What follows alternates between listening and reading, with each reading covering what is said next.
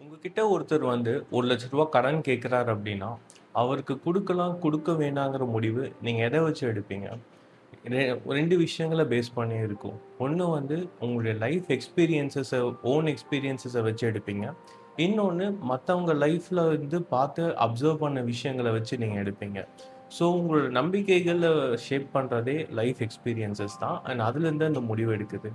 So இந்த விஷயத்துல பார்த்தீங்கன்னா, ஒருவேள உங்க பாஸ்ட்ல நீங்க வந்து கடன் குடுத்த நபர்கள் திருப்பி குடுத்திருந்தாங்க அப்படின்னா, இந்த இடத்துல இந்த நபருக்கு நீங்க ரூ. 1,00,000 கடன் குடுக்கறதுக்கான சான்சஸ் அதிகம்.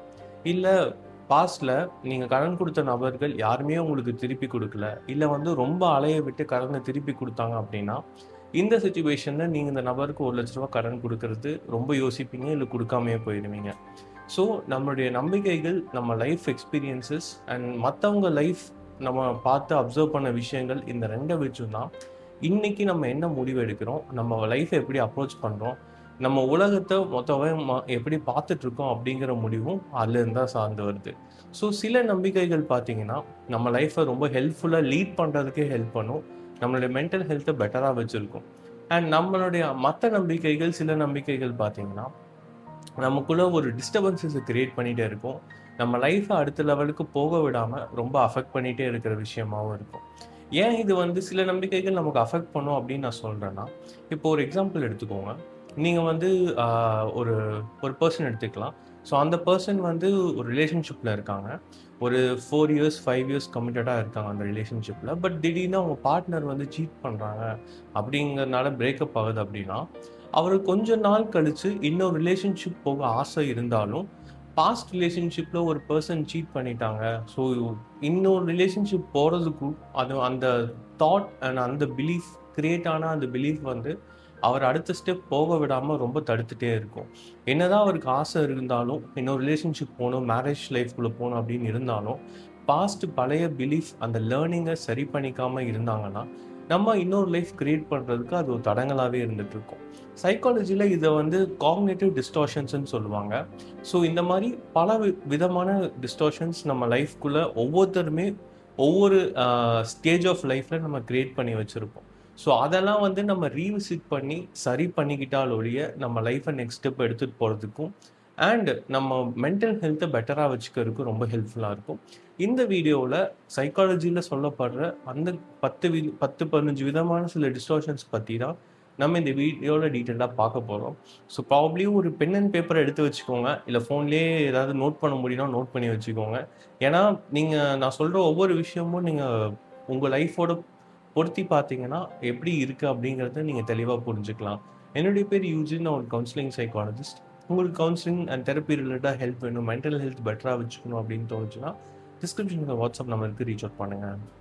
காக்னிட்டிவ் டிஸ்டார்ஷன்ஸ்ல நம்ம ஃபர்ஸ்ட்டு பார்க்க போற டிஸ்டார்ஷன் வந்து ஆ மேக்ஸிமைசேஷன் அண்ட் எக்ஸாஜரேட்டிங் இல்லாட்டி மினிமைசேஷன்னு வச்சுக்கலாம். ஸோ இதில பார்த்தீங்கன்னா, ஒரு பெர்சனோட லைஃப் ஈவென்ட்ஸ் ஆர் சிச்சுவேஷன்ஸ ரொம்ப பெட்டரா இருந்தாலுமே, அதில இருக்கிற மத்த விஷயங்கள கம்மியா பார்த்துட்டு, எது ப்ராப்ளமேட்டிக்கோ அத பெருசா பார்ப்பாங்க.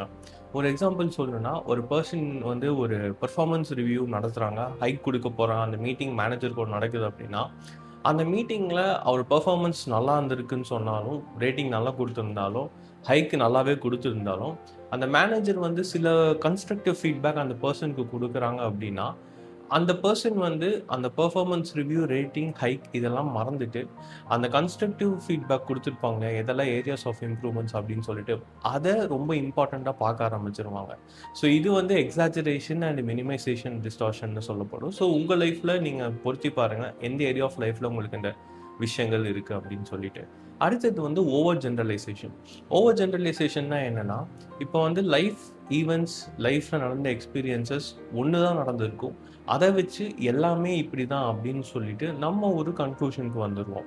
ஒரு எக்ஸாம்பிள் சொல்லணும்னா, ஒரு இன்டர்வியூ அட்டெண்ட் பண்ண போறோம்.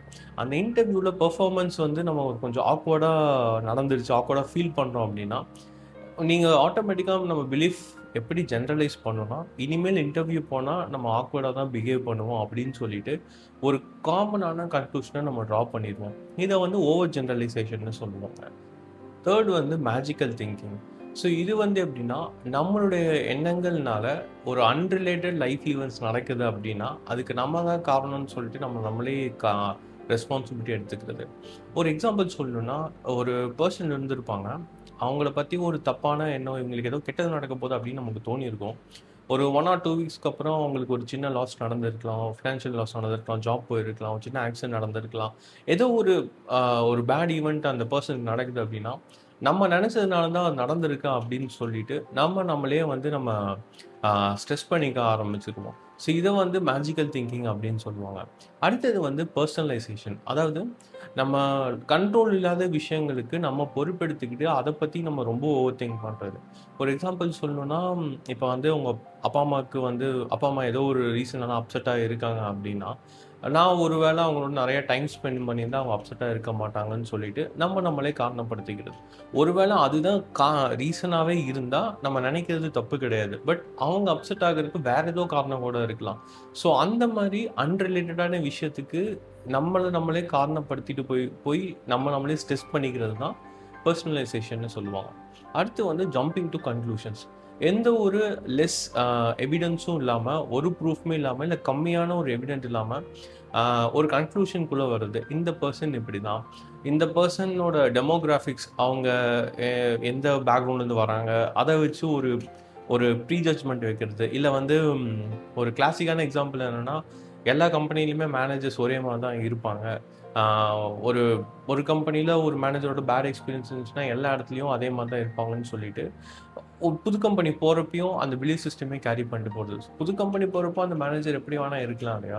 ஸோ அதுக்கான ஸ்பேஸோ, ஒரு மென்டல் பிரெத்தோ நம்ம குடுக்காம, நம்ம பழைய பிலீஃப் சிஸ்டமே இங்க மேட்ச் பண்ணிட்டு இருக்கிறது தான் இந்த ஜம்பிங் டூ கன்க்ளூஷன்ஸோட டிஸ்டார்ஷன்ஸோட அர்த்தம். அடுத்து வந்து கேட்டாஸ்ட்ரோஃபைசிங். ஸோ இது வந்து பார்த்தீங்கன்னா, இது ஒரு கிளாசிக்கான டிஸ்டார்ஷன். ஸோ இது எல்லாருமே ஏதோ ஒரு பாயிண்ட்ல நம்ம நெனச்சிருப்போம், ஃபீல் பண்ணியிருப்போம். ஸோ ஆக்சுவலா என்னன்னா, எல்லா சிச்சுவேஷன்லயுமே ஒரு வொர்ஸ்ட் அவுட்கம்ம எப்பயுமே எதிர்பார்த்துட்டு இருக்கிறது. என்னதான் வந்து அந்த சூழ்நிலைகள் சரியா இருந்தாலும், இன்னைக்கு லைஃப் எடுத்துட்டு போற விதம் கரெக்ட்டா இருந்தாலும், எப்பயுமே இது நடந்துரும். இதுதான் நடக்கப் போகுது. இல்ல ஒரு வேளை இது நடந்துட்டா என்ன பண்றதுன்னு எப்பயுமே அந்த வொர்ஸ்ட் அவுட்கம்ம எப்பயும் எல்லா இடத்துலயுமே திங்க் பண்ணிட்டு இருக்காது அந்த கேட்டாஸ்ட்ரோஃபைசிங். ஸோ இது வந்து பார்த்தீங்கன்னா, இப்ப நான் சொல்ற எல்லா டிஸ்டார்ஷன்ஸுமே தப்பு கிடையாது. பட் இத ரியலைஸ் பண்ணிட்டு வொர்க் ஆன் பண்ணி நம்ம பிலீஃப் சிஸ்டம கரெக்ட் பண்ணிக்கிறதுக்காக தான் இந்த எல்லா டிஸ்டார்ஷன்ஸ் பத்தியும் நான் எக்ஸ்பிளைன் பண்ணிட்டு இருக்கேன். அடுத்து பார்த்தீங்கன்னா, மைண்ட் ரீட் பண்றது. ஸோ மைண்ட் ரீடிங்கிறது ஒரு பெர்சன பத்தி ஃபுல்லா தெரிஞ்சுக்காம, நம்ம அவங்க இதுதான் நெனைக்கிறாங்கன்னு நம்மளே கெஸ் பண்றது, நம்மளே வந்து ஒரு ஜட்ஜ்மென்ட்க்கு வர்றது.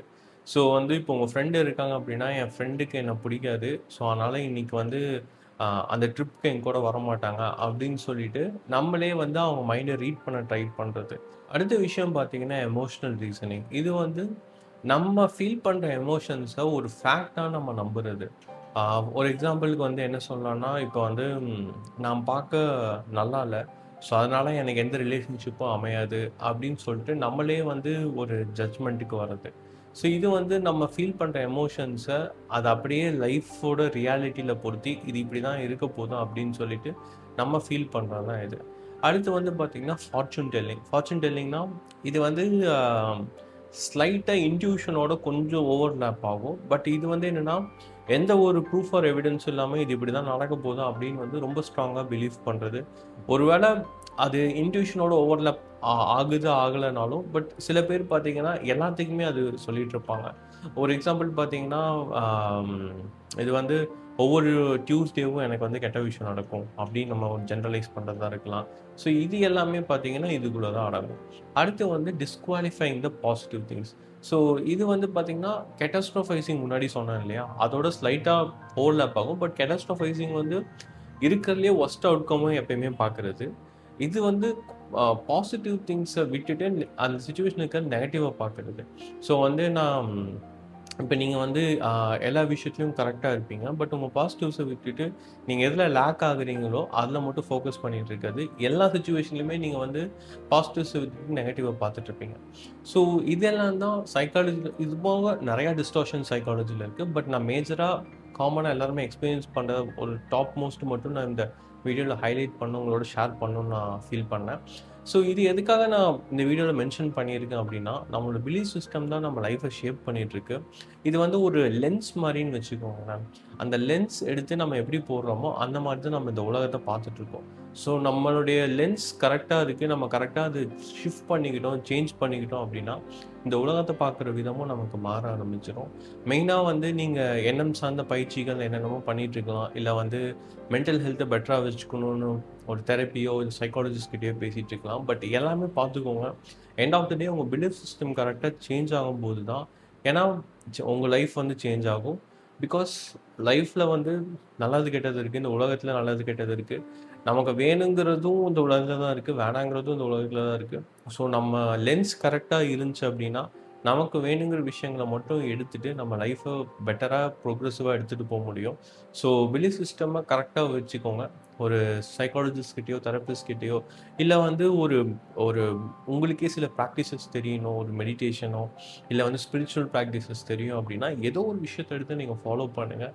ஸோ உங்கள் பிலீஃப் சிஸ்டமை கரெக்ட் பண்ணிக்கிறதுக்கான ஸ்டெப்ஸ் நீங்கள் எடுத்தீங்கன்னா தான் உங்களுடைய லைஃப்பை நீங்கள் பார்க்குற விதம் பெட்டராக இருக்கும். And thank you so much for வாட்சிங் திஸ் வீடியோ.